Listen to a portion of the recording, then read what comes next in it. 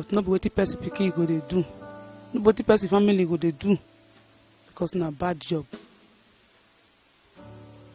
Na prostitution. Na good for them. As me they talk so. Many of our children still there, we see they do them. Some they enjoy them, some not they enjoy them.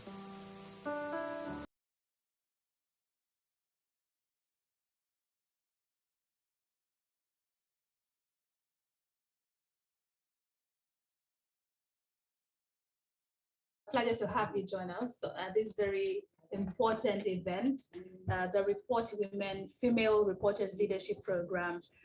This is a public presentation of Media Justice Status Report on Sexual and Gender-Based Violence. It's very important because in Nigeria, we understand the role that media plays in bringing to fore issues of gender-based violence, both in Nigeria, Africa, and across the world.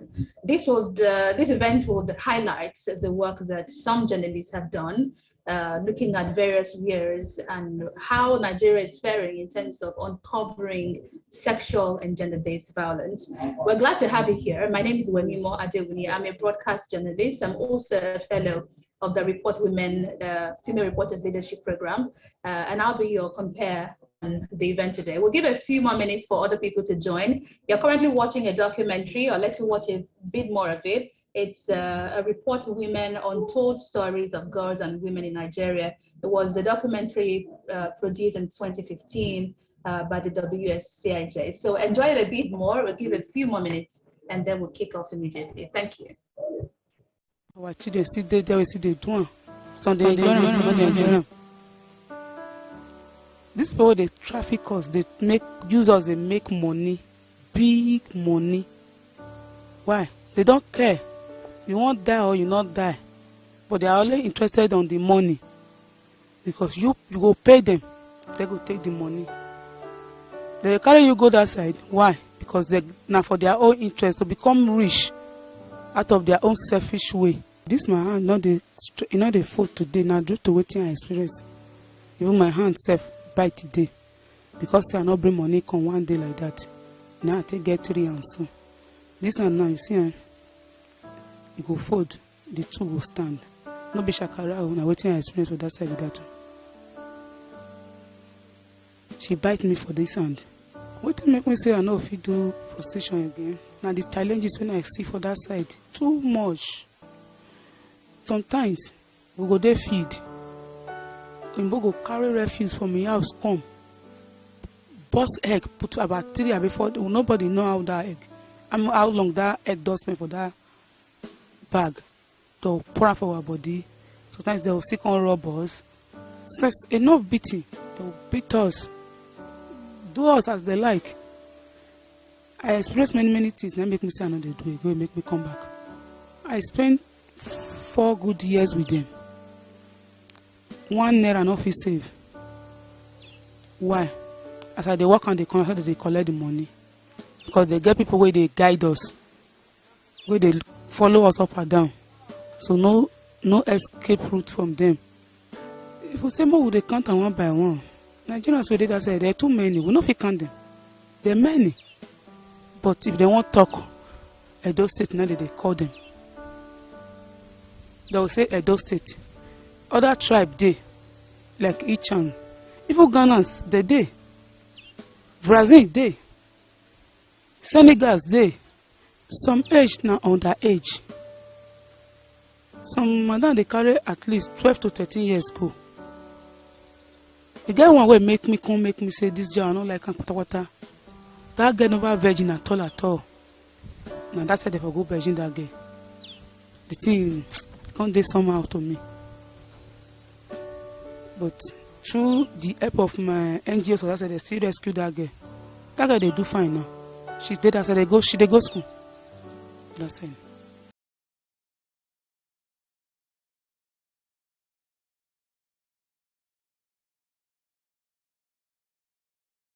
Event. We're glad to have you here. Again, my name is Wemimo Adewuni, and you're here to be a part of the public presentation of Media Justice Status Report on Sexual and Gender-Based Violence. This is a presentation you would find really interesting, and I hope that in your work in various fields, whether in the media, as a CSO or government official, that you will find data in this report to work with to help reduce a scourge of sexual and gender-based violence. Thank you very much for joining. On behalf of the Wole Soyinka Center for Investigative Journalism, I want to welcome you all to this presentation. The title of this presentation is Missing Data, Missing Justice. This report, which provides empirical evidence on the criminal justice status of select SGBV cases as reported in the media, is a component of the 2021 Report Women Female Reporters Leadership Program. It's implemented by the WSCIJ with support from the Open Society Initiative of West Africa, or SIWA, known as the Open Society Foundation of Africa. To kick off full time, I would ask us to join in singing the second stanza of the national anthem as a commitment to Nigeria and also a prayer for the country. You would hear the national anthem. Please sing along.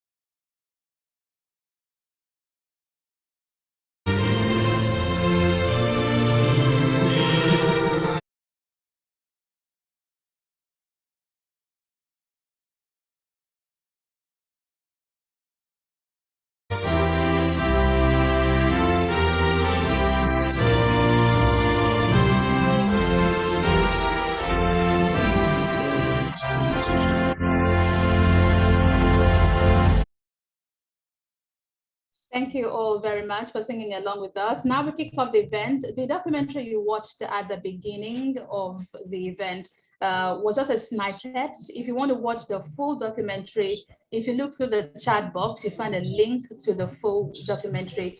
I would ask you to please watch it and share it also with your contacts. Now, the WSCIJ hopes that this report that you will be presented today will be a conversation and action starter for relevant stakeholders. I would also enable the Nigerian media to conduct more follow-up reportage in the media on justice status of cases of sexual and gender-based violence, and also would help improve access to justice for victims and survivors of SGBV. Now, let's give a brief background of the Report Women Initiative. The Report Women Initiative, which I'm also proud to be a fellow of, was initiated in 2014 to focus on issues of access and abuse as they affect women and girls, and to increase the quality and the number of reports about these cases in Nigeria. As designed in 2016, the Female Reporters Leadership Program, in addition to the Report Women, took off in 2017 with this fellowship and other activities to address poor fraction of women to men leadership. You know this is so. The number of women that we have in leadership compared to men is still quite few. The numbers are improving, but it still could be improved on. Now, within the newsroom, this is also a very critical issue across the country. Now, this program was designed to create equal spaces at the table for females. I'm Wemimo Adewuni again. I'm your host this morning, and I'd like to welcome our special guests. We have special guests here today. It's my pleasure to welcome Joy Ngozi Ezelo, who's a former United Nations Special Rapporteur on Human Trafficking. She's a chairperson. Thank you very much for being here. If you're here, just say hello so we know you're in.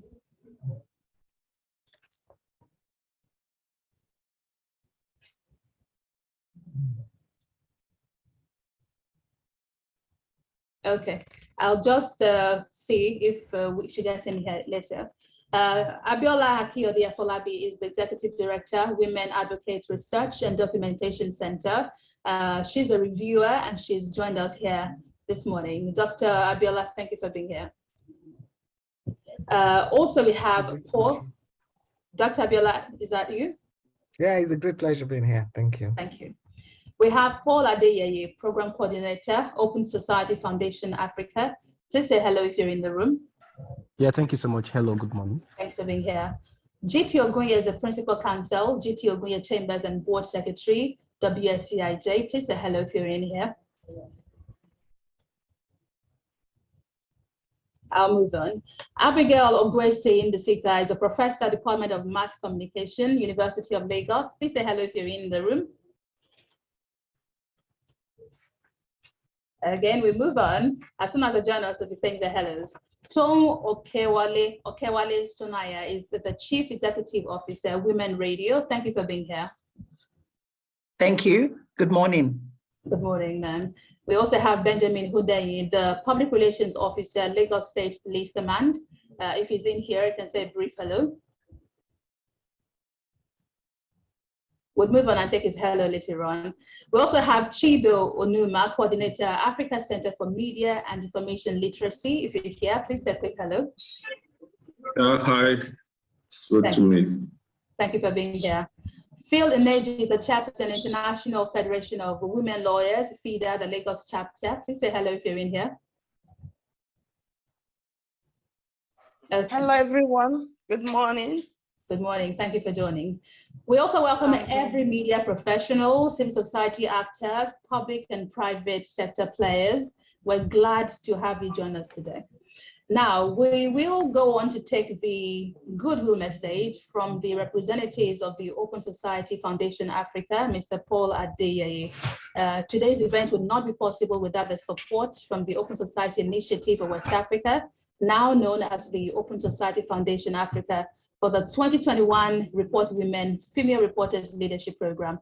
Please help me welcome Mr. Paul Adeyeye. He's a program coordinator, Open Society Foundation Africa, for his goodwill message as we go forward with this report presentation. Ms. Adeyeye, please, the floor is yours. All right, thank you very much. It's a pleasure to be here today. Let me stand on the existing protocols. If there's anything like that. Yeah, so distinguished ladies and gentlemen, I'm delighted to join you today at the launch and presentation of the Missing Data, Missing Justice report of the Wole Soyinka Center for Investigative Journalism. I also bring you greetings from the Open Society Foundation, Open Society Africa. As many of us are aware, evidence is the basis for justice, and there can be no justice without evidence. The implications of missing evidence in justice administrations are deeply disadvantageous. And for sexual and gender-based violence cases, the consequences of missing evidence are extremely detrimental. Poor documentation in the value chain of justice for sexual and gender-based violence causes both delays in justice administration and stalls justice delivery. This leaves justice seekers frustrated and disappointed, and could also explain the current citizens' discontent with Nigeria's judicial processes. Given the prevalence of sexual and gender-based violence in Nigeria, the need for evidence cannot be understated. Many of us are aware about the SGBV statistics in Nigeria. According to the 2018 Demographic and Health Survey report, which is the most recent, 31% of women aged 15 and 19 have experienced physical violence, 9% have experienced sexual violence, and 6% of women have experienced physical violence even during pregnancy. Women have experienced intimate partner violence with varying degrees of injury. Despite the prevalence of sexual and gender-based violence in the country, documentation and evidence gathering have been inadequate, thus denying many survivors of the opportunity for justice and justice itself.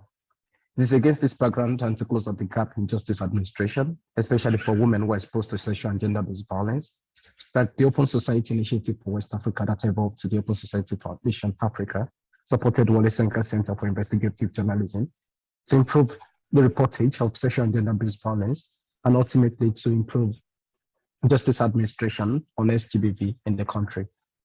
We're happy about the progress that has been made on the project, as well as the milestones that have been reached. This presentation of the missing data and missing justice report is another key milestone. And on behalf of the Open Society Africa, I want to congratulate Wole Soyinka Center for the efforts in delivering this report and the entire project. In the same vein, I want to reiterate our faith in the center, the Wole Soyinka Center for Investigative Journalism, and reaffirm that we are still looking forward to future opportunities to collaborate and partner along our lines of shared programming. Once again, I welcome everybody to this event, and I wish us a very, very fruitful event. Thank you. Thank you very much. We appreciate you, Mr. Adeyeye. Thank you so much for that. We're moving on right now, and we thank you very much again for the support for the BSCIJ and for making this also possible. Thank you very much. Now, let's welcome the Executive Director and CEO of the BSCIJ, Muturayo Alaka. We call her Mrs. Intentional. She's a favorite of everybody. I'd like to welcome her. She will be taking us on the purpose of the Media Justice Status Report on Sexual and Gender-Based Violence. Mrs. Alaka. Good morning, everyone. Thank you for the introduction, Wemimo. It's great to be here. I want to thank you all again for joining us. We're glad that you found the time to do so. And yes, it is a compact meeting, but we are sure that the stakeholders in the room are able to take the conversation beyond this room. So why and how did we get to do the Media Justice Status report? We started this report because we looked around us and we felt that there was a need to actually look at the value chain for justice. Please, the next slide. The value chain for justice for sexual and gender-based violence. Now, a quick flow, and I won't bore us with this because Wemimo has introduced the Report Women Project. We started it in 2014 because we saw that there were very few reports about girls and women in the Nigerian media. And we also saw that even when there were stories, the quality of the stories were not always top-notch. So we wanted to contribute our quota to that. We were clear that the issues that affected girls and women could be divided into two aspects: the issues of access and the issues of abuse. And when you watch the full documentary from the snippet that we showed you, you would see how we sought at that time to interrogate these issues. So issues of access to power, access to political power, access to economic progress, access to education, access to health, all kinds of accesses. And then the issues of abuse, the things that drag women down. So both of them interact to determine the fate of women in society. And we wanted to help the media to understand and report this. So across the years, initially we trained 78 reporters. They were both male and female at the time. But at a point by 2017, we also saw another issue that we thought we needed to very intentionally address, which was the issue of leadership of girls and women in the news and in the newsroom. In news report, we found that if there were sources and they were leading sources, I'm still on the...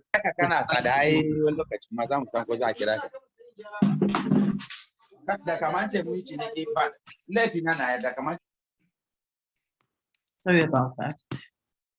So we saw that when there were stories about girls and all kinds of stories, the sources were mostly not girls or women. And even in newsrooms, the leaders of the newsroom were not girls or women. So we decided that we needed to address that. But in 2021, so we created a fellowship. That class of fellowship, however, in 2021, we dedicated it to sexual and gender-based violence. So we have 21 fellows who are properly trained to cover the issues of girls and women as it has to do with SGBV. And we produced a documentary when we started, but for this particular one, we wanted to trace, the next slide, wanted to trace the value chain for justice, wanted to look at the stories that had been covered in the media and find out what happened to these people. So if a report, is aired on television or it is on an online platform, or, it is printed, then what happened afterwards? So we sought to trace some select stories and find out, did the affected persons, whether they were victims because they died or they were survivors because they're still alive and they can tell their stories, what happened to them? Did they get justice? That was what we had in mind.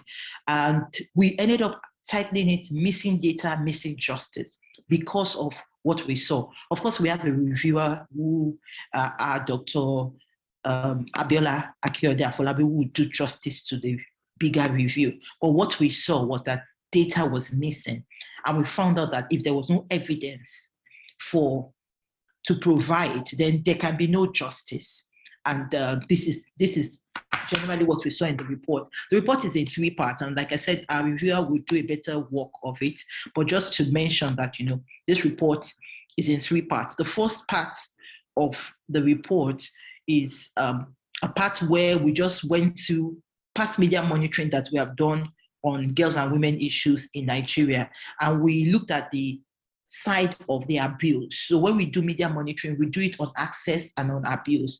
Stories done on access and on abuse. So we looked at the abuse side and we just analyzed the data that we saw on that. That was the first part. The second part was that we then picked some stories from this and added a few more to it. And then we gave them to investigative reporters to help us follow up, go to courts, go to the police station, ask questions and ask, what happened to the story, so that we can be able to understand if they got justice.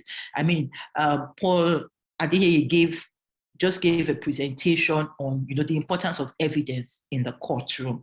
So we wanted to know at every point what happened to these people. And now we have some evidence from 91 stories that we followed, went to police station, went to the court, spoke to non-governmental organizations, spoke to, bodies that deal with these issues, just to find out what happened. Did the people get justice? Did the perpetrators, did they go in for it, or did they walk free? And what we have now is what we got, which our reviewer will shortly talk about. The next slide. So why did we do this? We just realized that SGBV had become something that, everywhere you turn, there's a case. And like you will see in the full report when it is reviewed, it happens to everybody, anybody. So we just thought that it was all over the place, and particularly during the COVID-19 pandemic, it was called the shadow pandemic, and it is beyond a shadow, it is a real pandemic that is still living with us. So we wanted to know what was happening, wanted to interrogate the possibility of getting justice. And if people could get justice, maybe there was hope that we could at least end SGBV. But if people could not get justice, then what happens to us? And so we also wanted to highlight the role of the media in ensuring people get justice, the power of follow-up stories. When such issues, when there is a case, the power of following up to actually know, did this person get justice? Not just for, celebrated, quote and unquote, celebrated cases, but indeed, every person deserves a fair hearing, yes, in the court, but also with the media. And how did we go about it? I've already told you how we went about the report, which is on the next slide. I've told you how we went about it. I won't repeat that.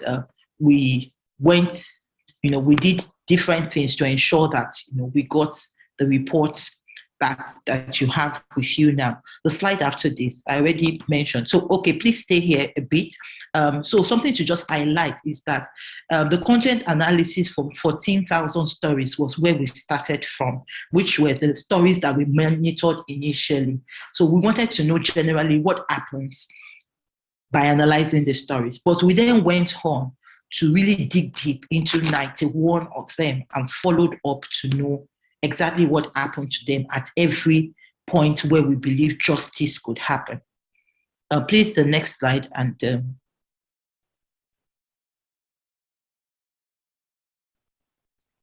yes, so I have mentioned that we did 91 sample stories, and our reviewer will tell you more about this shortly. And then the next slide. So what do we hope to get from all this? We hope that we will stimulate conversation, and that conversation will lead to action among stakeholders. And the stakeholders here are many. The stakeholders for us starts with the work that the media, the important work of holding powers accountable that the media does. The media has the power to hold powers, authorities accountable, and it's not just government. It is anywhere where there's power dynamics. So it's in a home. It is a mother who is sexually molesting a son. I mean, if that were the case, whatever the power dynamics, it is a principal or a teacher who is, sexually assaulting a student. Wherever there are power dynamics, the media has a role to play because the media holds powers accountable.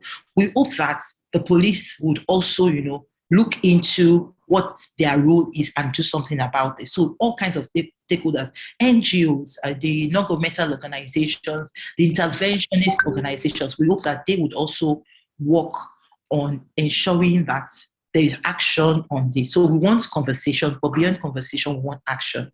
Also, we want to address the big issue that this report raises, which is that data is often missing. In reports, data is missing. At the police station, records are missing. At the court, records are missing. And when we get the records part straight, perhaps we can begin to talk more about how to get justice straight. And then finally, we hope that we can improve trust, accountability, and justice for persons affected by SGBV. If more people get justice, we would be able to significantly drive the number of cases down because people know that they cannot go scot-free when they perpetrate such evil. Again, we thank you for joining, and we look forward to you giving us your feedback and telling us what we can do better, and to working with you on taking this forward. Thank you.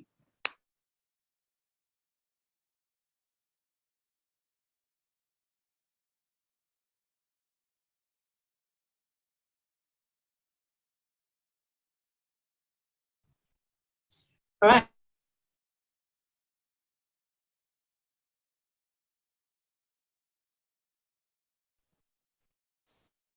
All right. Thank you all very much. Thank you, Mrs. Alaka, for that presentation. Thank you so much. So we had to unmute everyone because of the interruptions, but please feel free to make use of the chat box to introduce yourself and also join the conversation. Your chats are very important. Don't worry, we have a session for you to also give us one or two things from that you had to say, but make use of the chat box and keep the conversations going on. You can also share on social media what's going on here and what you can learn as we progress so that the reports can travel as far as possible. Thank you again very much. Now let's go on to the report review, and this will be done by Dr. Abiola Akiyode Afolabi. She's Executive Director, Women Advocates Research and Documentation Center, for the report review, to give a review of this media justice status report on sexual and gender-based violence. You must agree this is a lot of work, looking through 14,004 stories and then focusing on 91 of those. So that's a lot of work. Again, the title of the report is Missing Data, Missing Justice. I hereby invite Dr. Abiola Akiyode to make a presentation. I have a clock and a timer, so because we're working with time. So if you hear a buzz, that means you have 2 more minutes to go, but I'm certain that you would work within time. Dr. Akiyode. Okay, thank you very much. How many minutes do I have? Maybe you have 15 minutes. If you hear my buzz, you've got 2 minutes. Don't worry, I might not even spend up to that. All right. Okay. Thank you very much. It's a pleasure being here once again, and I want to congratulate the WSGI, SCIJ for this wonderful piece of report. The WSCIJ has contributed immensely, particularly to reporting women issues. And we're very proud of you for what you do. We thank you because you're coming into the space has actually changed a lot in terms of having much more journalists reporting women issues, not only sexual and gender-based violence, but also other issues that are very important. And we also know what we're also doing in the newsroom. So I want to congratulate you once again. The reports produced by Wole Soyinka Center for Investigative Journalism under the 2021 Report to Women, Female Reporters Leadership Program. It's a great contribution supported by Open Society Initiative for West Africa, now Open Society Foundation for Africa, I think. And the report actually tracks the status of justice of in some selected cases reported in the media between 2018 and 2020. It's a 58 pages report, which was structured in 3 parts, has been discussed by Madam Motorayo earlier on. The reports made use of primary and secondary sources of data, and also commissioned investigative stories on SGBV. The reports also, the researchers also visited courts and other places to get much more information. The report is broken into about 8 sections, and it highlights the challenges, preferred recommendations on way to improve the justice status on women access and abuse. It's very much reader-friendly and very illustrative with the use of graphs, charts, and other pictorial-based analysis, and can be used as a data resource on SGBV in Nigeria. It has an interesting executive summary, and which dovetails into the background of the report, and also briefly highlights some of the findings and also some recommendation. The methodology, it's a multi-pronged approach, which was clearly stated, in the report. It's a good start and a good beginning. Its contribution to knowledge is immense, and the report has provided data for people working in this area to chew and grind. Just for information, I think some years back in the early 2000, Project Alert used to produce a document, I think it's called Broken Heaven or something, which actually documents a lot of stories, a lot of cases like this from the newspaper, but I don't know what then happened, later to that report. So that's why I'm saying this is very important. It has provided data for people working in the area to chew and grind data for their work. It's an important assessment of the work of stakeholders, because the report did not only report the cases, it also called on stakeholders and also investigated the efforts of stakeholders, who are working, with the on these cases. It looks like at the media. So for me, it's more or less like a self-audit, by the media itself, to look at their reporting of cases and to see how this has contributed to gender justice, the extent to which the cases have gone, and how they have been able to follow up, to also see that cases that they picked up, get to justice level. It puts missing data and missing justice on the front door of everyone. And for me, it's making a clear call that all the gatekeepers of the criminal justice system must rise to societal responsibility and expectation. The report has a definition page, which is very important, which provides opportunity for people to understand what conviction means, death by hanging, rape, and a whole lot of other things that can help in understanding the content of the reports. I need to say that media all over the world play critical roles in building effective and accountable institutions. And as a fourth realm of the estate, the media is expected to play significant roles in the realization of sustainable development. particularly in protection of human rights, such as right to education, such as rights to be free from any forms of discrimination, rights relating to SDG and governance, and a whole lot of other things. The Constitution grants express permission to the media in section 22 and 39, the implication of which allows the media to operate in full capacity of searching, holding, and disseminating information, ideas, and opinion, through various channels. And I think this is a role that the media is playing in this regard. And if I want to echo what Madam Muturayo said about the role of the media in terms of holding government accountable. So this book is one of the tools upon which, we can build on that duty of the media, to hold government accountable.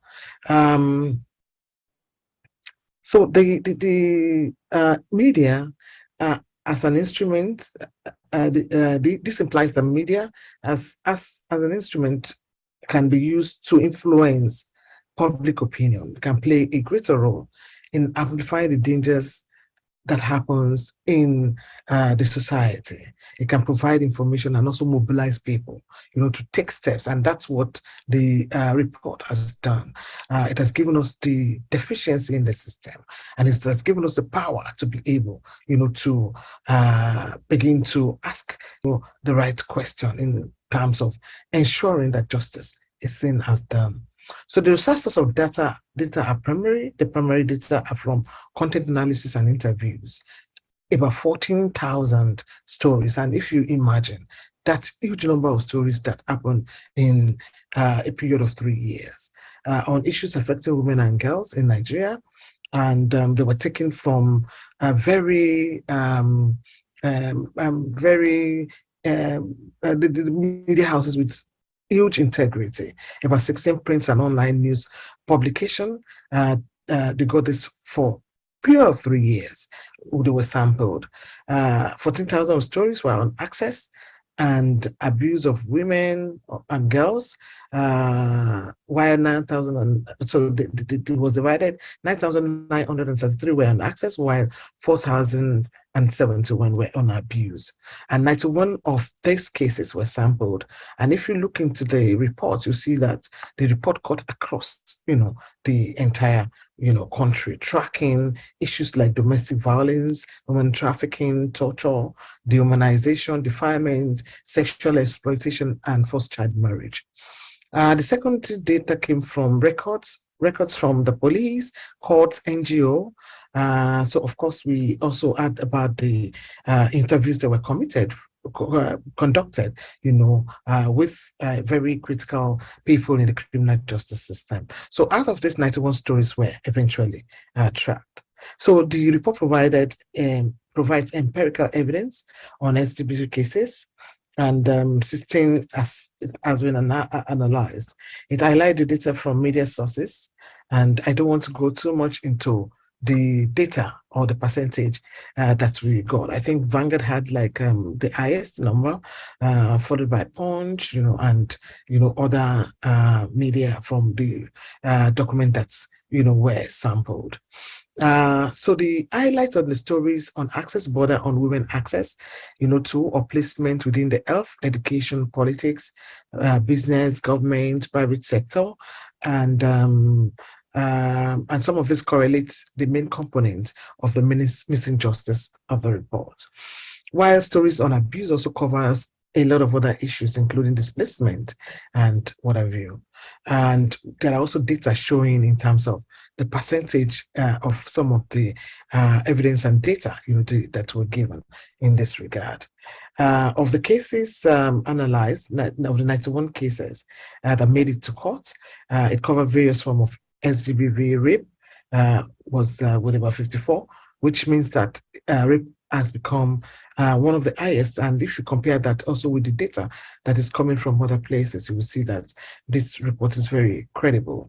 Domestic violence followed, human trafficking, and other forms of violence were also reported.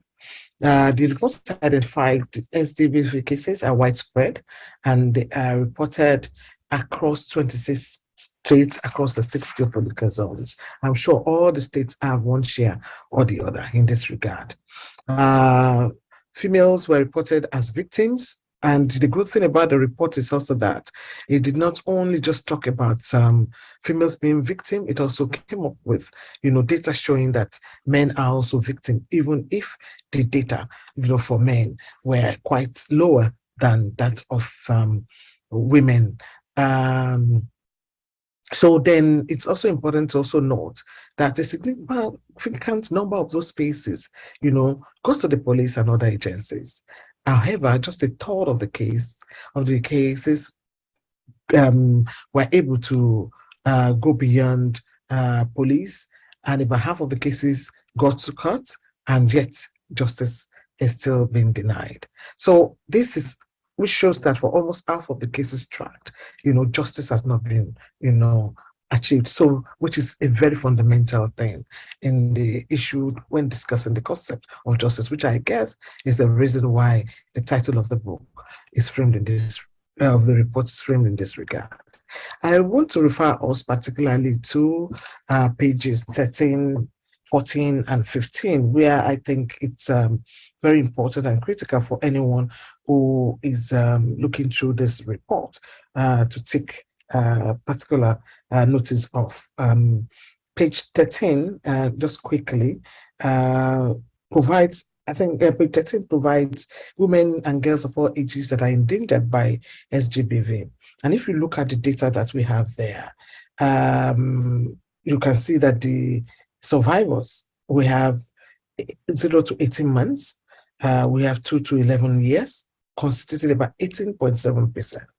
And between 12 to 19 years constitute 34%, while 20 to 35 years constitute 12.1%. Then, so if you look at that, you can see that we're endangering our young people. We're endangering our teenagers. We're endangering our children. Because if you put that together, that's from the bulk.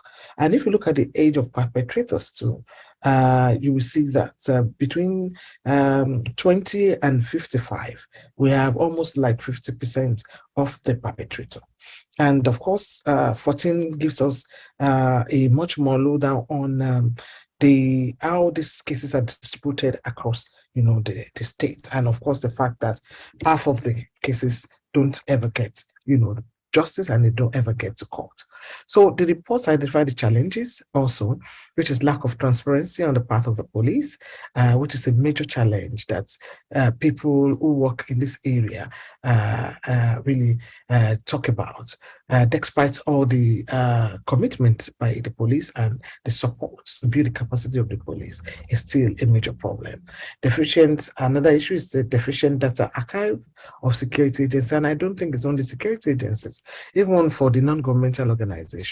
It also becomes a problem in terms of data. I know that recently the Spotlight Initiative had started trying to get data from different civil society organizations to be able to have proper evidence in this regard. Corruption of court and prison staff, that's a major issue, and I know that SGBV has done a lot of work to bring this to fore. Outdated or missing cut data system, there are cases where you don't even verify. And we have a case that we've been doing since 2013. You get to a court, to court at a point, and we have to go and reproduce the entire file. So these are major issue affecting the strength of journalists, gap in media reporting, intervention organization, lack record keeping, and I agree with that. And of course, there is also the question of accessibility to location. So the reports provide very important solution, and I also like the bit where the human angle story also came up to show the reality, of the report. In conclusion, I think this is a very good report, but I also believe that we also need to improve upon the report. I think the next edition should be quite better, particularly in terms of clarity, good proofreading to ensure that there's no typos, and also expatiate better on a lot of issues. I think that there are issues with language. For example, when I started reading, what you call access was a little bit confusing, and it was a major issue in the report. What is access? What is abuse? So I think that maybe where we're defining the operational words, we could have explained what does access mean in the context of this. In conversation around criminal justice generally, there is what is seen as access to justice. So, but this is a journalistic language, but I think that we need much more clarity, in terms of language, in terms of words that are used. And you can see that the word access was used very concretely entirely in the project. So we also need to have much more coherent language. If you look at page 6 of the report, I think the analysis would have been better done in progression. You don't do an analysis and say in 2019 and 2020 something happened in 2018. So it's either you tell us 2018, 2019, and 2020. So I think the graph there missed it when we put it 2019, 2020, then we went back, to do 20. So I think that's very important. I think also there is also a challenge with the methodology. And when reading, I noticed that one of the methodology was visit to the court, but we didn't emphasize more on that methodology, which is also important because it brings more integrity to the research very well. So there's also a lot of repetition in some areas, especially when we were defining the forms of abuse. We could use those spaces to write more, about other issues. So by and large, I want to say that some of these are very minor. They are not in any way major. The report is excellent. It's wonderful. It's an idea that can help us to achieve zero tolerance and also get gatekeepers more committed and focused in our sojourn to end violence against women and girls. I want to thank you very much for this opportunity.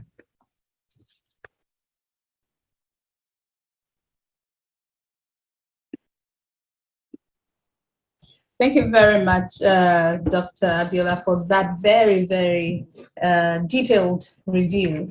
I was going through the embargoed copy as it spoke.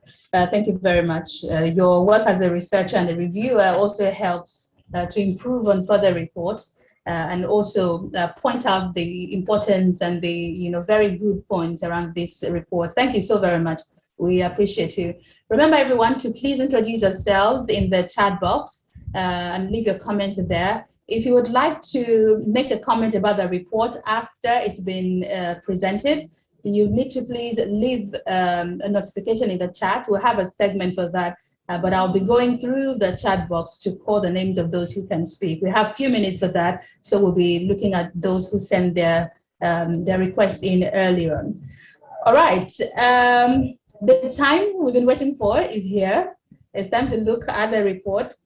The public presentation of that report was done by Professor Joy Ngozi Ezelo. She sends her sincere apologies for not being here live with us. She's got multiple other events, but you know what technology does to us. I was just telling Zalaka that now we can be omnipresent. So she's here. Technically, she's here. So we'll play you a video from her, but a quick introduction of Professor Ezelo. She is a distinguished law professor. She's the Emeritus Dean of Law at the University of Nigeria and the former United Nations Special Rapporteur on Trafficking in Persons, especially for women and children between 2008 and 2014. She's a versatile legal scholar and a civil society activist recognized as a leading authority in the field of international human rights, especially on the rights of women and children in Africa. She founded Women Aid Collective, called WACOL, and Tama Sexual Assault Referral Network, SARC. She also pioneered the teaching of women, children, and the law in 1997, including developing a curriculum for the teaching of human rights, health law, reproductive rights in Nigerian universities, and sexual harassment policy for educational institutions and workplaces. Professor Ezelo is a 2019 winner of the National Human Rights Award. She has also received several national and international awards, including the Order of the Niger OON, in 2006 by the then President Olusegun Obasanjo, GCFR, in recognition of outstanding contributions in the area of nation building, legal scholarships, and community service. She has worked in over 100 countries across various regions of the world. We can do a very formal welcome by just leaving a clap in the chat box, and then we'll play you her video because she's not here technically. Thank you so much, distinguished ladies and gentlemen. I am really privileged to be speaking to you virtually. I wish I made it to this meeting, but again, it's a hybrid. And I just want to congratulate the Wole Soyinka Center for this very important or significant report on missing data, missing justice, a media status report on sexual and gender-based violence in Nigeria. I think this report, from what has been done, you will see that within a period of 2 years, that was the focus of the analysis. Over 14,000 cases were just read through 16 media reports covering women and girls and all forms of abuses that borders on violence against women and girls, or also constitute sexual and gender-based violence. So you can it's just to extrapolate from this number to begin to appreciate the magnitude, the surreptitious nature of this violence and how this impacts on women's human rights. And I think this is the type of evidence we need, because when we talk about during the COVID era, the spike in SGBV cases, what is significant is that this study happened before COVID, so to speak. It did not even capture the spike, but you can see from newspaper reports, and I tell you, it's not that many newspapers are not even reporting SGBV. It is only a few newspapers that are reporting this, and it's still in terms of, it's still not something widely done. But even at that, you can see the number. So tracking cases through the media is an important one, because it just gives you a glimpse into the magnitude or the quantum or the scale of the problem and the repercussion for women in Nigeria. So I really commend the newspapers that have done excellently well in reportage of cases of SGBV, and want to say that time is now not only to engage the media, to train the media, but also to see increased reportage of the cases of women. Because what this study has done is to tell us about the missing data and missing justice, the huge unmet justice needs of women who are victims and survivors of SGBV, who have not been able to access justice, who have not gotten effective remedies, and who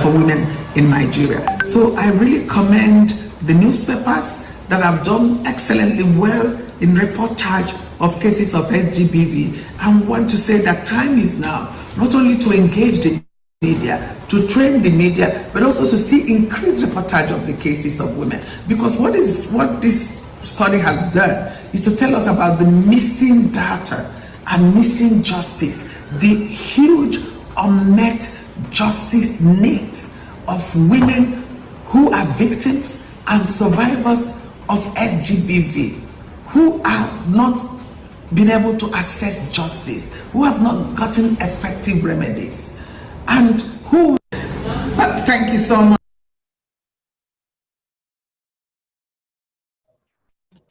All right, thank you very much, Professor Ezeilu there. The presentation of the report has just been done. And for everyone who's asking in the chat box how they can access the report, we'll be sharing a link with you in the chat box to directly download the report and have it on your devices. We'd appreciate if you share this report widely, and the work that you do based on the report after taking a look at it, you can also share it with the WSCIJ. We'd like to see the ripple effects and the action and conversations coming after the report. Now, we would go on to invite stakeholders, some of our stakeholders here, to give us their comments on the issues of sexual and gender-based violence based on the report. As you might know, the embargoed copy had been given to a few people, particularly the stakeholders, to look through before now. I'll call their names one after the other, and then they can tell us in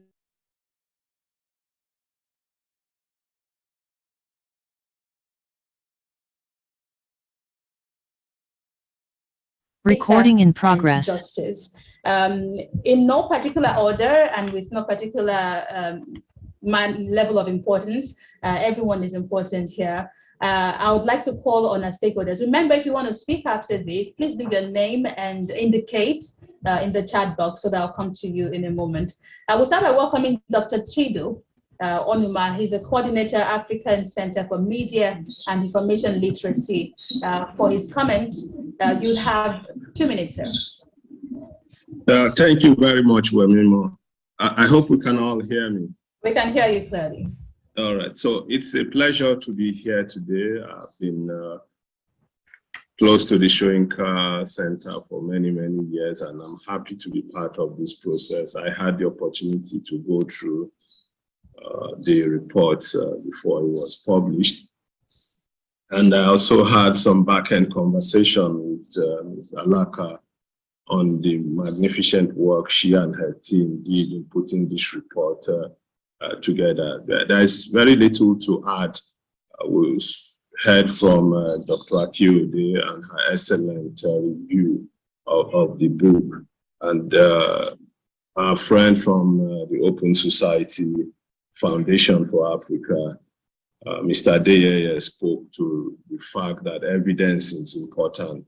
It's a cornerstone in the dispensation of justice. And this report provides ample evidence to help us seek justice for victims of sexual and gender-based violence.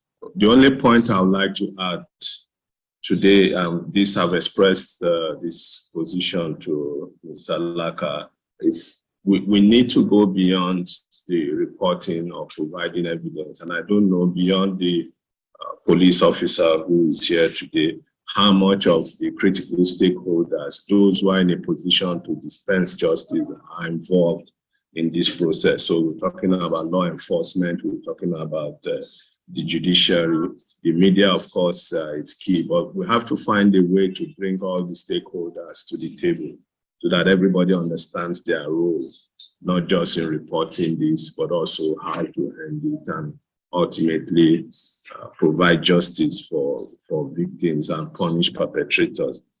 Finally, I'd like to also say that it's good that we are providing evidence.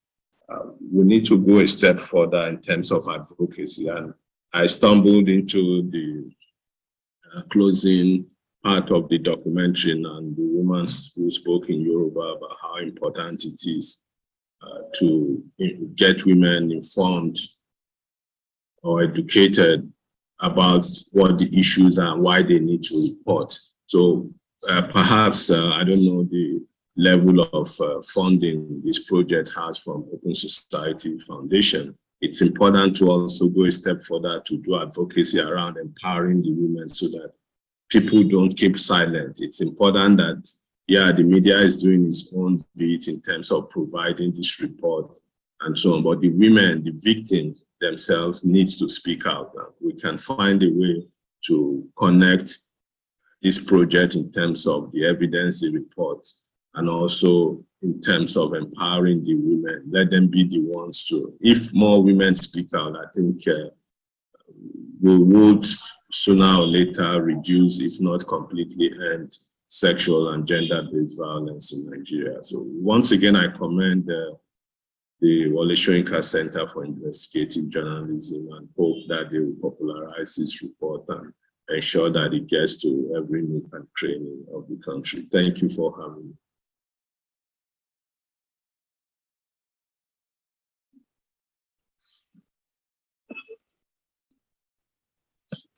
Thank you very much, Dr. Onuma, for that comment. And I totally agree with you that to have more data, we need more victims and survivors to speak up so that their data can be captured.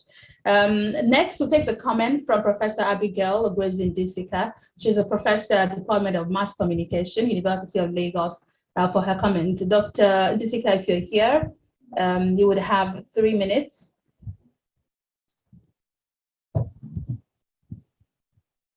I'm not certain she's here yet, so I'll move on to our next speaker and for her contribution. Mrs. Silola Vivo Adeni, is she here?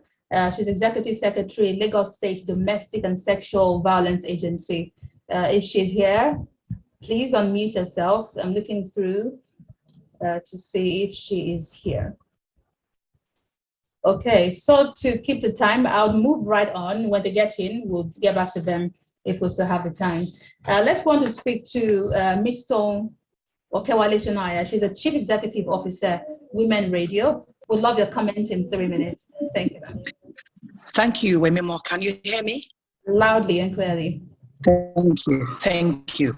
So I find the report not just informative, but instructive to the media that we should conduct more follow-up stories on the justice status for SGBV cases. I'd like to thank Wole Soyinka Center for Investigative Journalism for this detailed report. Motorayo, my admiration for you, for your effective leadership and your commitment to women's issues, reporting women's issues, keeps soaring. So I thank you for this. Now, my 2-minute call is a charge to my colleagues in the media. As a journalist, a broadcaster, a reporter, a presenter, an anchor, a writer, if you do not research and report cases of SGBV properly, then you are an accomplice. You are helping the perpetrator to commit a crime. You are actually a co-perpetrator. So the media must continuously draw attention to SGBV cases to avoid injustice. Gaps in media reportage contribute to missing justice, and the media must not be the missing link in the chain of justice. So if the media misses data, there cannot be justice. And so at this point in time, I think I should quickly acknowledge and commend Mr. Gbenga Adefaye, the MD of Vanguard newspaper, and especially Moreni Ketare, the woman editor, for coming tops in your report. I hope other media will follow suit. We know the media influences and shapes people's opinion. Therefore, we must use our powerful platforms of newspaper, television, radio, and online to put pressure on the government to repeal repressive laws and enact laws that guarantee access to justice for victims and survivors of SGBV. The media should be a trusted tool in cases of SGBV, because I read in the report that some of the survivors don't trust the media. So we must be a trusted tool. So when you report experiences of survivors and victims, there has to be a basis of trust in there. When their voices are heard and their stories are read, there is a chance for justice to be served and perpetrators held accountable for their actions. And when the survivors see this from your contributions, they kind of build a level of trust with the media.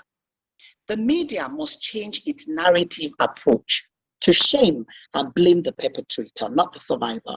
So we want you to report where the perpetrator lives, where the perpetrator works, where the perpetrator socializes, the church and the mosque the perpetrator goes to. We want you to splash the photo of the perpetrator on the pages of newspaper, on TV, online, and to continuously mention on radio. So let's make it uncomfortable for the perpetrator to walk free. The media should empower survivors to speak. And so at this point in time, my call and my charge to my colleagues, I appeal and I charge my colleagues in the media to keep talking about it, to keep writing about it, to keep discussing it, to keep it on the front burner, to analyze it until justice is done. So when you hear it, you research it, you report it for justice to be done. Like Mutunayo will say, report it until something happens. Thank you very much. Thank you.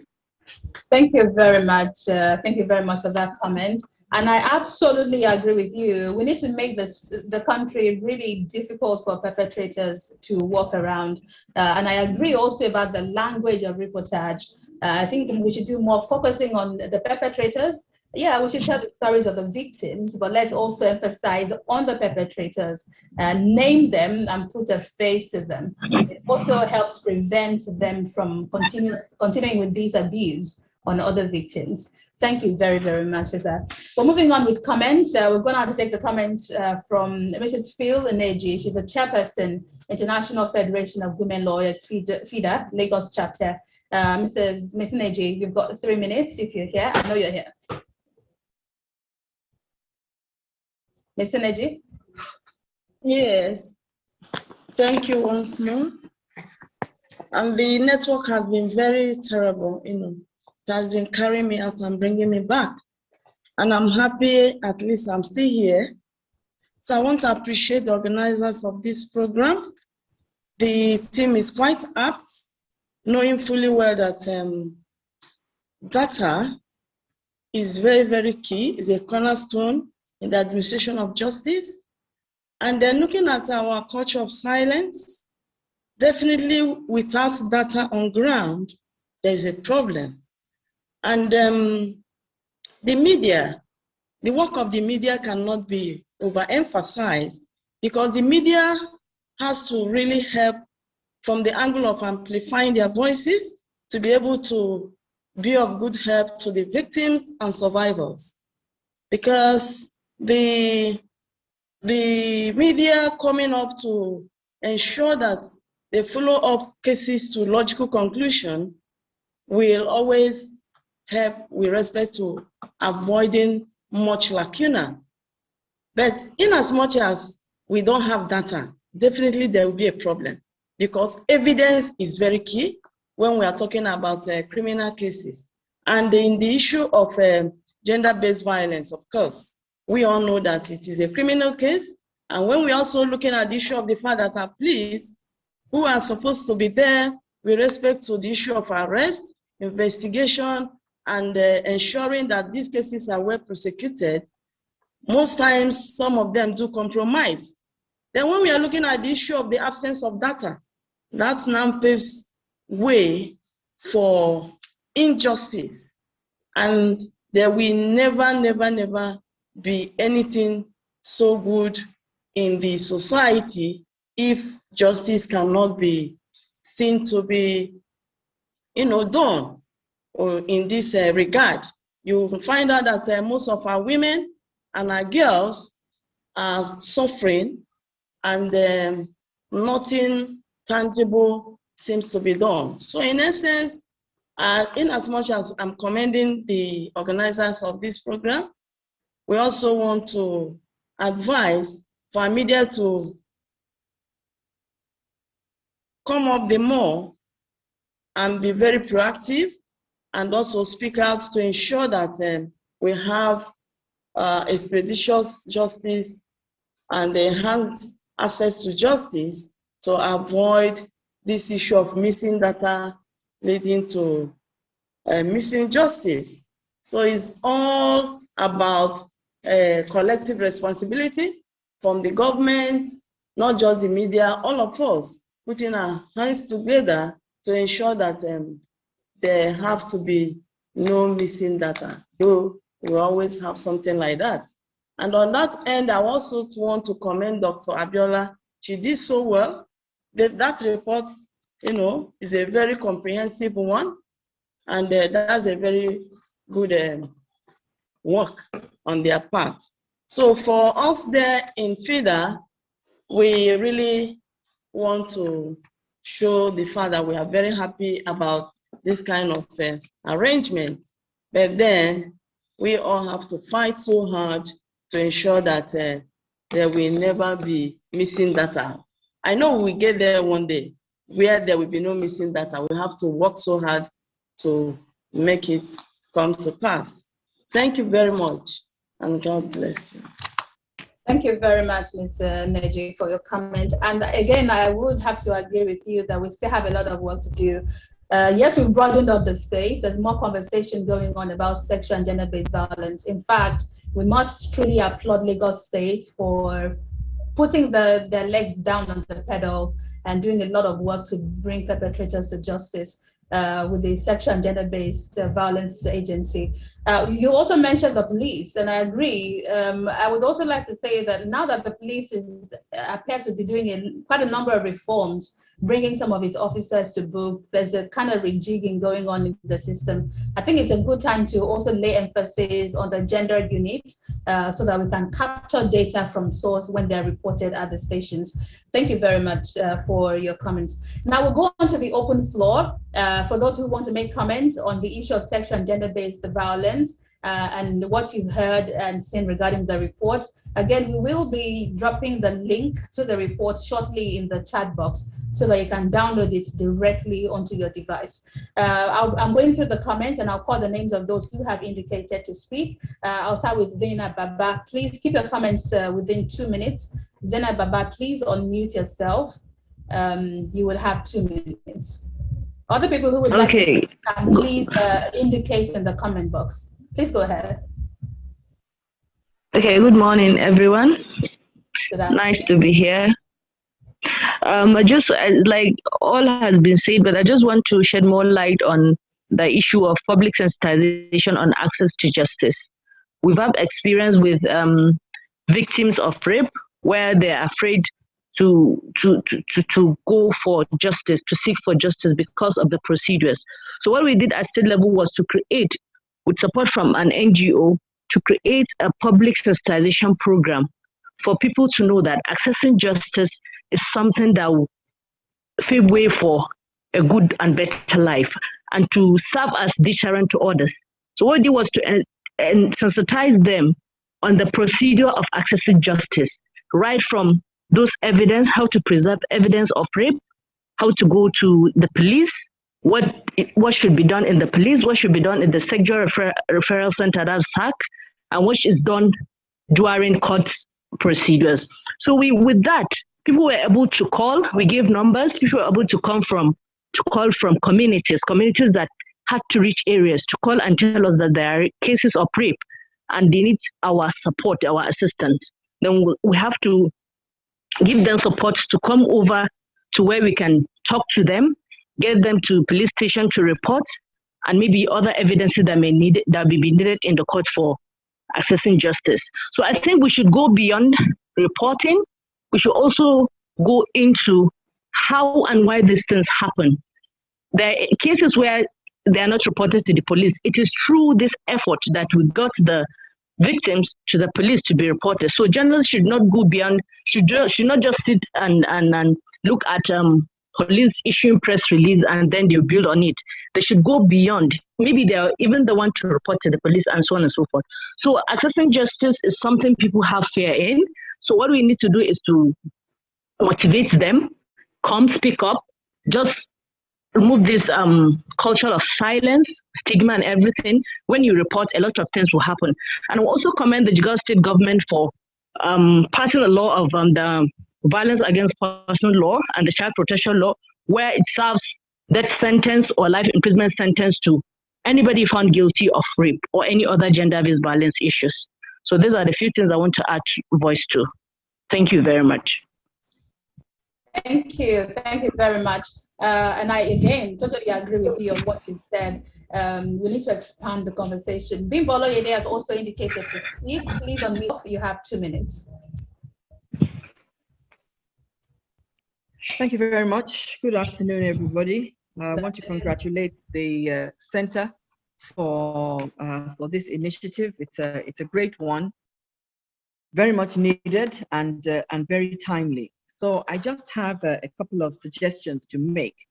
Many people have, or several people have talked about the need for the media to be proactive and for information to be out there. which is absolutely right. But my suggestion is perhaps how we can be certain that this information is circulated, or more information is circulated, because what in one area constitutes violence is actually acceptable in another area. And the dimensions are really quite complicated, as people who are working in the area of SGBV know. So I would suggest that the center reaches out maybe to the management of newspapers, online publications, radio, TV. If we have a desk, a dedicated desk, if I say gender desk, I think it may be a bit too broad. So let's say an SGBV desk. If such a desk is established, just like you have desks on you have the legal desk, you have the desk on oil and gas, education, etc., etc. Let's have, you know, a beat, somebody, a correspondent that is dedicated to deal with the SGBV issues. And where you have some resistance, maybe you can think of bringing legal correspondents together and training them, talking to them, and letting them understand, you know, the complexities of this issue. So where in one instance, the management is not interested in establishing a desk, you are still covered because the legal correspondents have the necessary information and tools to do same. That way, we can be sure that all the aspects that are important in each part of the country, all those aspects are actually addressed. And I think with more information, more dedicated and intentional information going out all the time, then perhaps we can begin to see some more positive responses. I think that would be my suggestion this afternoon, but well done to the center. Congratulations and thank you. Thank you very much. Thank you very much. We have other people who have indicated their interest to speak. I would ask you to please introduce yourselves when you begin to speak, your name and the organization you represent. We also have Uduak, that's the only name I have. Uduak, please unmute yourself, introduce yourself, and please take 2 minutes.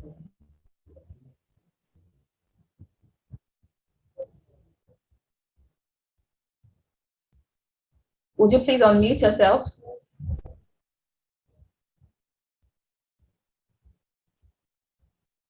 Okay, we are unable to hear you. You might want to work on that from your end. You're still muted.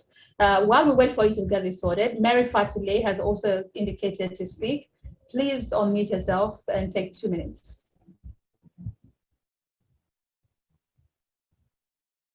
Mary Fatile. Okay. I hope they've been allowed to unmute themselves from the back end. Okay, if you're able to do that, please unmute yourself, let me know, and then we'll get you back on. Peter Lotter has also indicated to speak. Kindly unmute yourself and stay within 2 minutes. Hello, good afternoon to everyone. I think you can hear me. Yes, I can hear you. Thank you. Yeah, my name is Peter Yotel from Safer Media Initiative. I want to commend the WSCIJ for this sound report on SGBV. At the time that information sharing is increasingly becoming easier and faster, with over 148.10 million active internet users in Nigeria, according to the NCC, and around 32.9 million Nigerians active on the social media. Information sharing is just a click away. But what is important is the quality of information that is shared. And so for the media, data-driven journalism becomes more important than ever. And this is the reason why I have to commend the Center for providing this report that will form the data for journalists to share information that is comprehensive and correct on the issues of gender-based violence. But I would want to also add that it is also important to train journalists on reporting the issues around SGBV. This is because I consider the issues around sexual and gender-based violence as issues that need speciality. So it is a special bit for a journalist. And so while we have the data as produced by the center in this report, it is also important that journalists are trained so that in the course of using this data and doing their stories around this issue, they will not even victimize the victims the more because of the terms they use in reporting on these issues. So I think training of more journalists is key. I think the center is doing something in that regard, but I want to recommend that more should be done. For some organizations like ours that have some form of partnership with the center and collaboration in different ways, I think we should be looking in these directions so that we can involve more journalists in training on reporting on gender-based violence. I think that is very important. That is the contribution I want to make at this point. Thank you. Thank you very much. Yes, I agree with you. And you're right. Yes, the center has something working in this regard. The Report to Women program trains female journalists, looks at issues around this area, and the Female Reporters Leadership Program trains female journalists in reporting women issues. Remember that this report looks at both the issue of access and sexual and gender-based violence. Thank you very much for your comment. We have another person who has indicated, Adenito, to speak. Please unmute yourself. You will have 2 minutes. All right, thank you. Good morning to the House. Good afternoon now. It's 25 minutes down the hours of 12. I want to commend the center also for this year's another human job in respect of this report.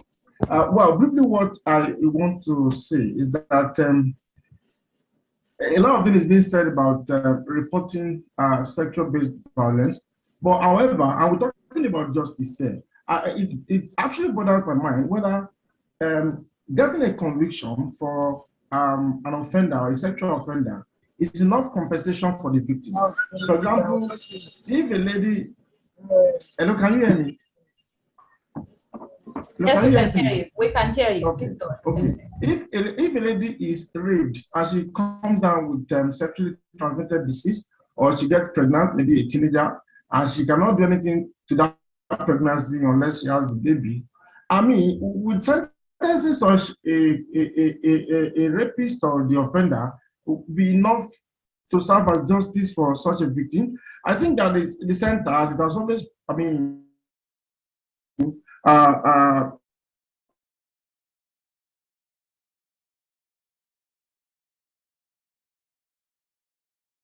Okay, I think your network is quite unstable, so we would get back to you if we're able to get you steady. Ajibola Amzat from ICIR has also indicated your hand is up. Please unmute yourself, 2 minutes. Yeah, thank you very much. My name is Ajibola. I work for the International Center for Investigative Reporting, and I want to also quickly congratulate Shinka and of course Mrs. Mutuanya Lakwa for the job well done.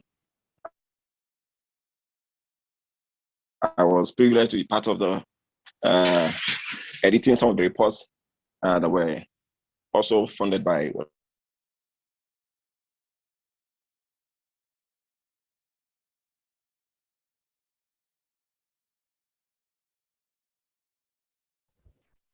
Okay, I think another person with unstable network. I'm sorry, Ajibola, are you there? Kelly was sentenced on account. Can you hear me? Yes, we can hear you now. Your network went off for a while. Oh, okay. So sorry. So I was saying that I was making reference to the case of Kelly, that recently he was sentenced to nearly 30 years in prison on account of the kind of issue we're discussing today, GBV, sex trafficking and all that. And I want to say that there are several Kelly in Nigerian society today. They are in the presidency, they're in the National Assembly, they're in the media houses, and the media, there are in different organizations. And our job as the media, as journalists, is to make sure that from time to time we find some of these individuals and report about them. I've been privileged to also find out that oftentimes we focus so much more on the victims and not the perpetrators. So we should not only report the victims, somebody has already mentioned that, we should always try as much as possible to identify the perpetrators. In many ways we can do that. Somebody has already pointed that one out. But more importantly, there are people who also support the perpetrators, directly or indirectly. And I'm saying this because of some of the reports that I've also read. The police stations, the gender department in police stations, you find out that even some of the officers that are paid to make sure that the law against violating women are enforced are also part of the people, supporting the perpetrators. And they are in different places. So we should also focus our attention on the institutions of our government that is charged with the responsibility of checking these practices. We should report about them. If the court, because somebody was talking about, even if the court is not acting or dispensing justice, as journalists, we should also identify the judiciary workers who are supposed to also do their job and not doing their job, and also report about them. So largely, I'm saying that we should spread our tentacles of reporting to different actors that makes GBV to be possible in our society. Thank you very much. Thank you very much for that comment. Again, I would have to agree with you. I'll say it's an uphill task. It's a lot of work.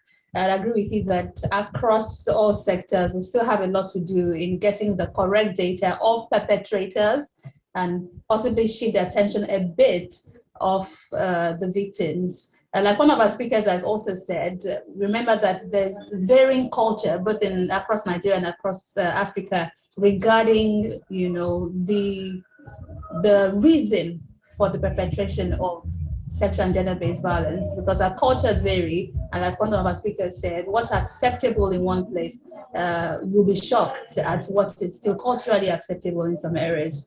Thank you very much. We also have Woke, whose hand is up. Please unmute yourself. You would have 2 minutes. After that, we'll take our final speaker from the floor. By the way, if you have downloaded the report, please give me a comment in the chat box. The link has been dropped for the report. So if you have been able to download it, please indicate that you have downloaded it in the chat box. Woke, please go ahead. Unmute yourself, please.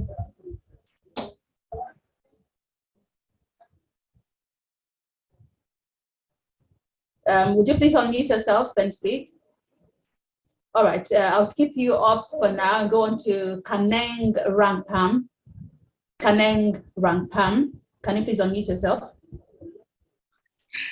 Yes, I have. Excellent work, and Wemimo, well done as well. I am a journalist. I also work in the civil society space. So I'm wearing two hats, and I'm going to speak from both ends. Just to piggyback very quickly on what Bimbo Oloyede said about engaging media organizations to consider setting up gender desks. Absolutely right. It's exciting because I'm also a researcher with AWIM. In fact, that's the major reason why I am here, to observe and to take notes. So we've been researching the lived experiences of women in the media. We've also been researching the status of media reportage, but focusing primarily on the types of initiatives that media organizations have and internal policies around sexual harassment, exploitation, and abuse. And it's interesting because we've seen that clear gap, that media organizations are not prioritizing the reportage of violence against women and girls. And by the way, at AWIM, we would rather call it what it is. Sexual and gender-based violence is a bit generic. It means it could be male or female. But when you listen to the reports, you can see that most reports are focusing more on who the real victims are. We have male victims, but of course, women are more. So at AWIM, we're addressing violence against women and girls. So it's exciting to hear another media colleague, Bimbo Oloyede, saying, it's a good idea to set up these desks. So at AWIM, having seen the gap, we're championing the cause for having media organizations actually set up desks that look at violence against women and girls, then institutionalize the coverage of violence against women and girls, rather than, something has happened, let's just report it, but be more intentional about including that in the content philosophies of the media organizations. And awesome to hear Ajibola Amzat also lending his voice to the watchdog role that the media needs to play by looking out for other institutions around the reportage of, especially government state institutions, around the reportage of violence against women and girls. There are many R. Kellys, like he said, even in the media. And at AWIM, we're actually looking into that. We're looking at the lived experiences of women in the media, of different forms of sexual and gender-based violence, or more specifically, violence against women in the media itself. So when the time is right, we're going to publish, and we'll be inviting the whole house to come and experience what our findings are, and also to give us feedback. But awesome to be here. Excellent work. Thank you so much. Thank you very much, and we look forward to that report. I acknowledge that it's a collaborative work that is ongoing. The WSCIJ has done quite a number of work. By the way, also, I need to emphasize that the report, I've not seen everyone who has downloaded the report leaving me a comment in the chat box. I hope you've made advantage of the link that was dropped. Can we please drop that link again? Yes. It has just been dropped again. Please download the report and go through it. I must also say that we also need to emphasize on the issue of access for women and girls. And this is across various sectors in health and even within the media itself. One of the offshoots of being a fellow of the Report Women Female Leadership Program is that at my station here, for those who know Nigeria Info, so one of the things we did to provide access for women, we are top for news and political conversations, is to have a female line. So that's a first of its kind. So we have a line dedicated just for women to be able to phone in, because in conversations of politics and governance, you find more men dominating the space. So we have a line solely for women, and that has helped us to have more women join important conversations on radio. It's something that I would love to see replicated across the media. We have a few more hands up. I'll take only these ones, and I'll ask you to please now stay within 1 minute each, because we're working with time. In this order, Uduak, your hand was up before, and Woke, I hope you're able to speak now. Uduak, please unmute yourself. 1 minute. Okay, thank you. Briefly, I think to move away from these conversations and get to practical actions, we may need to have a concrete arrangement with an organized body that most female journalists belong to, and that is the Nigeria Association of Women Journalists. Why do we need to do this? We need to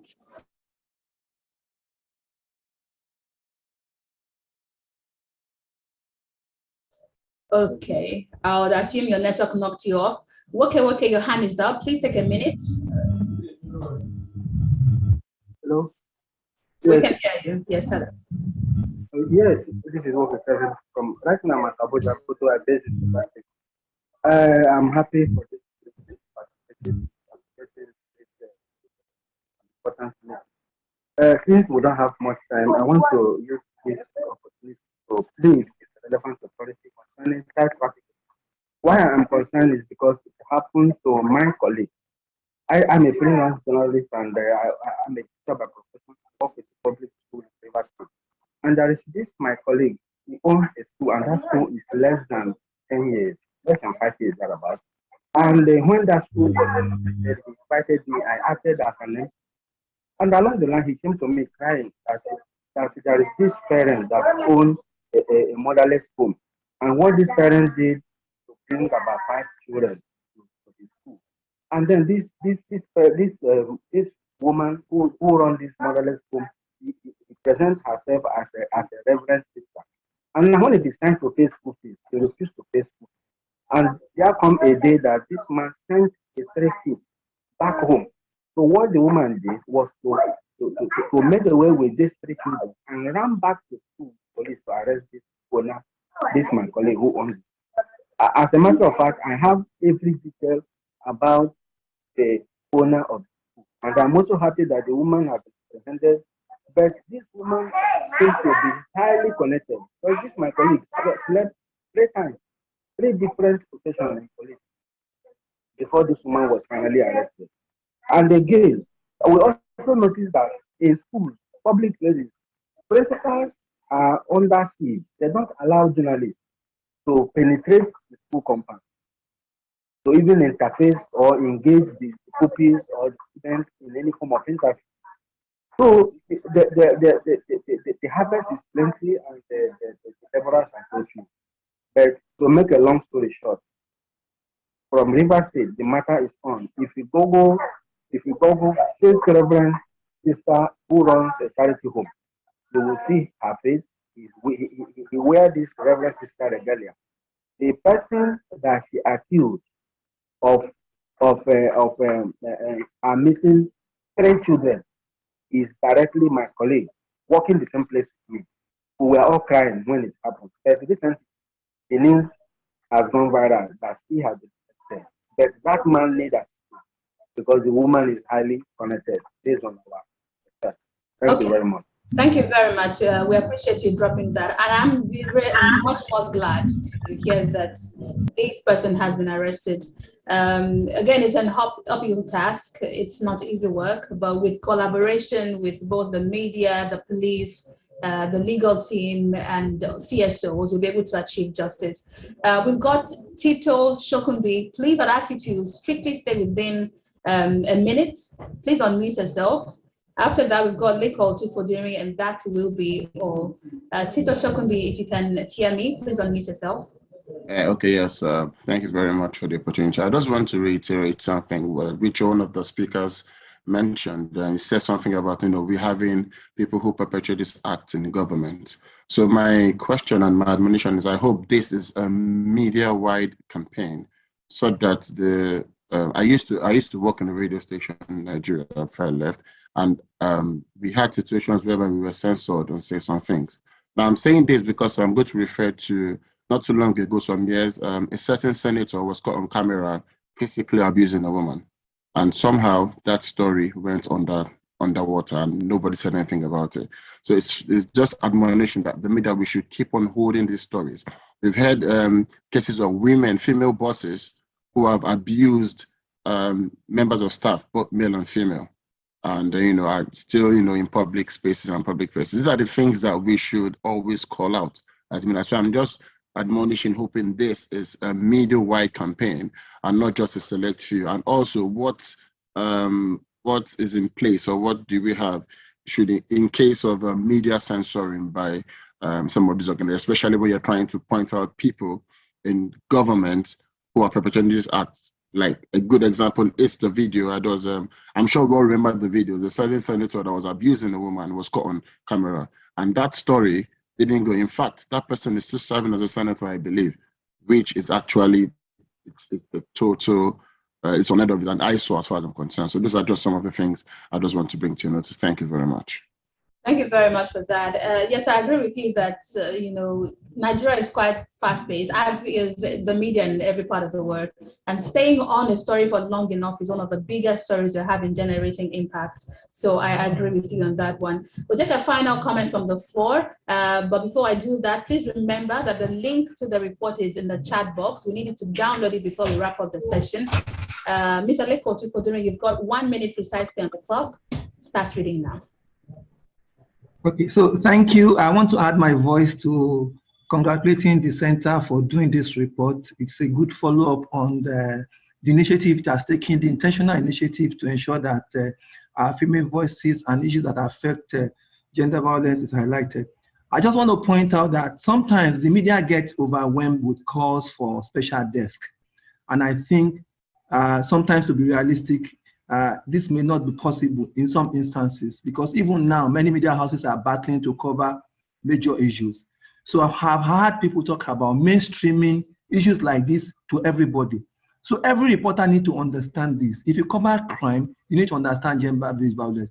If you cover even business, there are gender-based violence that happen in some of these places. So in an institution where media house cannot afford to have special desks, how do we ensure that reports like this get to everyone to understand that these are things that they should emphasize? I think this is one practical way that this can happen, so that we are not asking for what may not be realistic. Thank you. Thank you very much, Mr. Otufodunri. We've come to the end of this event, and I want to thank you all for joining, but I would like to introduce Mr. Samson Ademola, who's a program officer of WSCIJ, to give us a vote of thanks. And please remember to download the report. The link is in the chat box. Mr. Ademola, if you're here, the vote of thanks, please. All right. Good afternoon again, everyone, and we're glad that you were able to join in this event. And we know that it's one that started quite early, and for joining us early enough to be part of this event, we do not take it for granted. We are appreciative of that.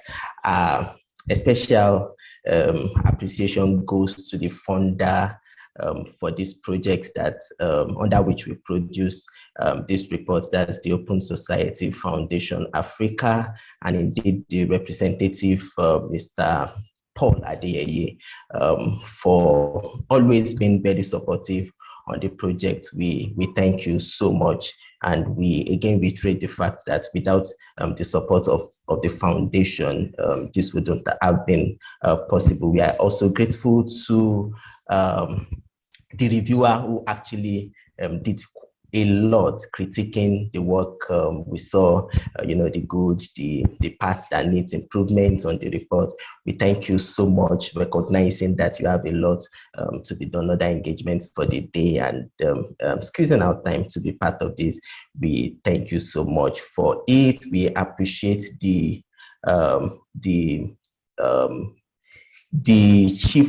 chairperson for this meeting, actually, that's Professor Joy Ngozi Ezelo. We thank you so much for your comments on the report, and also all the contributors, the reporters who actually tracked the status of the SGBV stories, those who did investigative stories as follow-up to what we found out in our content analysis of over 14,000 stories.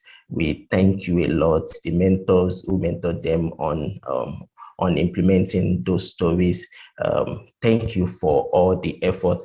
To say that all the commenters, special guests, Dr. Phil Neji of FIDA, Mrs. Tomo Kewale Shonaya of Women FM, Mr. Chido, Dr. Chido Onuma of AfricMail.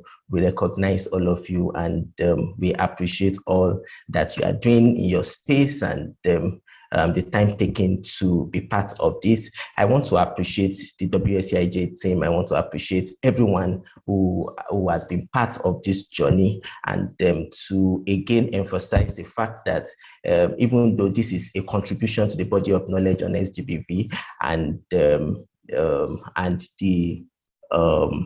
the criminal justice system in Nigeria, it is not the end of it. We believe that together we can collaborate and make this go further than we have it now. We can, share widely, and not just share widely, we can engage with critical stakeholders with some of the some of the issues that have been raised in this report. And we hope that having done that, we would have a country where there is trust in the media and the justice system, where we can, to a great measure, reduce the SGBV issues, that's sexual and gender-based violence issues in the country. I want to thank you all again, and I wish you a beautiful day. Thank you. Thank you very much for that. As we say our goodbyes, I'll ask you to please take a moment to look through the chat box. There are important links. I saw someone asking about joining the Report Women program. There's a link there to follow the report. It's reportwomen.org. Also, please copy the link to download the report and share with your contacts.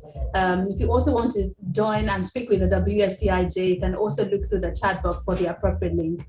Thank you all for giving us about 2 hours of your time today. This has been a very important event, and I'm glad to have been your host. My name is Wemimo Adewuni. I work with Nigeria Info. I'm a women's rights advocate and also one of the fellows of Wole Soyinka Center. Thank you all and have a fabulous day. Please share the report. Make sure you tweet on social media, share it widely, and leave your comments on it. And let's keep the work going on. Have a brilliant day, everybody.